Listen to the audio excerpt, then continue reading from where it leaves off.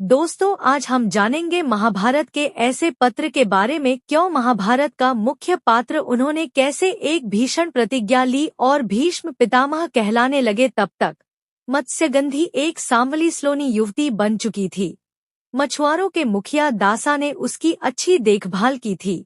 वह नाव में लोगों को यमुना नदी पार कराती थी। एक दिन पाराशर ऋषि यमुना नदी के तट पर आए। उन्हें नाव में बैठकर दूसरी ओर जाना था।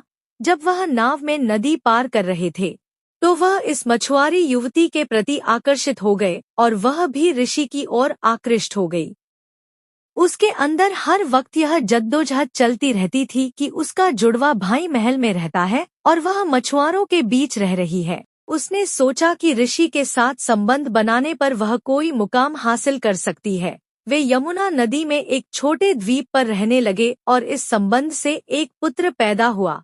द्वीप पर जन्म होने के कारण उसका नाम द्वैपायन पड़ा। उसका रंग काला था, इसलिए उसे कृष्ण भी कहा गया। बाद में कृष्ण द्वैपायन वेदव्यास के नाम से प्रसिद्ध हुए, जिन्होंने वेदों का संकलन किया और महाभारत की कथा सुनाई। पाराशर अपने पुत्र को लेकर चले गए।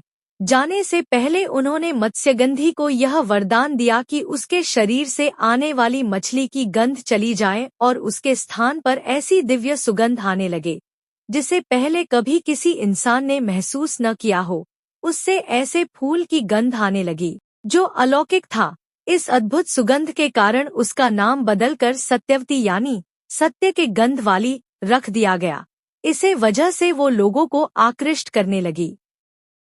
शांतनु का सत्यवती से विवाह का निवेदन।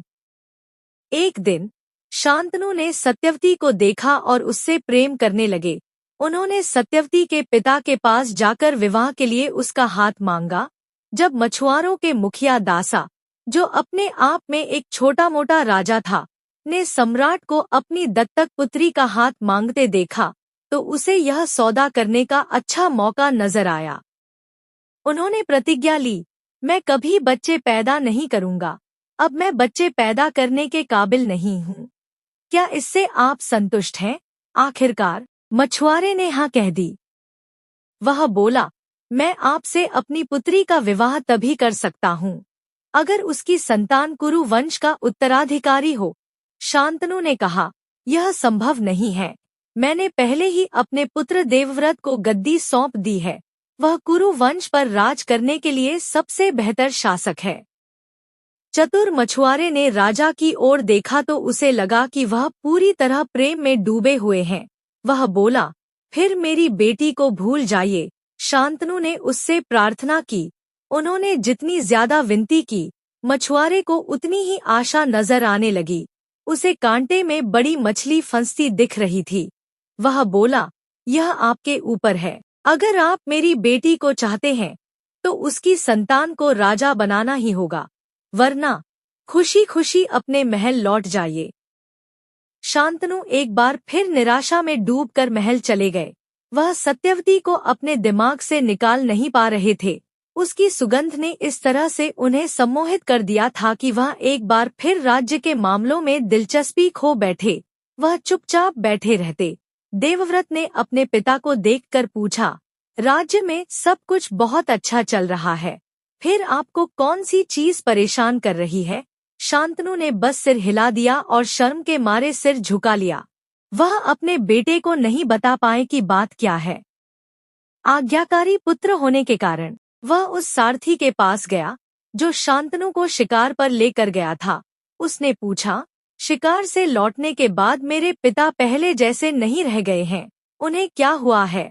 सारथी ने कहा, मुझे ठीक ठीक नहीं पता कि क्या हुआ है। मैं उन्हें मछुआरों के मुखिया के पास ले गया था। आपके पिता एक राजा की तरह बड़े जोश और प्यार से उस घर में दाखिल हुए थे, मगर जब वह लौटे तो वो एक भूत की तरह लग रहे थे। सच्चाई का पता लगाने देवव्रत खुद वहां गए। दासा ने कहा, राजा मेरी बेटी को चाहते हैं। मैंने बस इतना कहा है कि मेरी बेटी की संतान को ही भविष्य में राजा बनना चाहिए। यह एक मामूली सी शर्त है, बस आप इसके आड़े आ रहे हैं। देवव्रत ने कहा, इसमें कोई समस्या नहीं है। मैं वचन देता हूँ कि मैं कभी राजा नहीं बनूंगा। सत्यवती के बच्चे ही राजा बनेंगे। देवव्रत ने अपने पिता को देखकर पूछा, राज्य में सब कुछ बहुत अच्छा चल रहा है, फिर आपको कौन सी चीज परेशान कर रही है? शांतनु ने बस सिर हिला दिया और शर्म के मारे सिर झुका लिया। मछुआरा मुस्कुराते हुए बोला, आप अभी एक युवक हैं और ऐसी बातें कहने का साहस दिखा सकते हैं, मगर बाद में जब आपके अपने बच्चे होंगे तो वे सिंहासन के लिए लड़ेंगे। फिर देवव्रत ने कहा, मैं कभी विवाह नहीं करूंगा और बच्चे पैदा नहीं करूंगा ताकि सत्यवती के बच्चों को ही राजा बनने का अवसर मिले। मछुआरा भोजन करते हुए सावधानी से मछली की हड्डियां निकाल रहा था। उसने ऊपर देखा और बोला, हे युवक, मैं आपकी बातों की तारीफ करता हूँ, मगर आप जीवन के बारे में नहीं जानते। विवाह न करने पर भी आपके बच्चे हो सकते हैं। फिर देवव्रत ने चरम कदम उठाया और खुद को नपुंसक बना लिया। उन्होंने प्रतिज्ञा ली, मैं कभी बच्चे पैदा नहीं करूंगा। अब मैं बच्चे पैदा करने के काबिल नहीं हूँ। क्या इससे आप संतुष्ट हैं? आखिरकार मछुआरे ने हाँ कह दी। हर किसी ने कहा, यह सबसे सख्त चीज है जो एक पुरुष खुद के साथ कर सकता है। इसलिए लोगों ने उन्हें भीष्म कहा, जिसने बिना किसी के मजबूर किए अपने साथ भीषण सख्ती की। इसके बाद शांतनु ने सत्यवती से विवाह कर लिया। दोस्तों, आप सभी का स्वागत है हमारे YouTube चैनल एवं ज्ञान ज्योति में। आप लोगों को यह कहानी कैसी लगी हमें कमेंट के माध्यम से जरूर बताइए, और आपने अभी तक यदि हमारे चैनल को सब्सक्राइब नहीं किया है तो सब्सक्राइब करके बेल आइकन को दबाना ना भूले, जिससे नोटिफिकेशन मिलती रहे। धन्यवाद।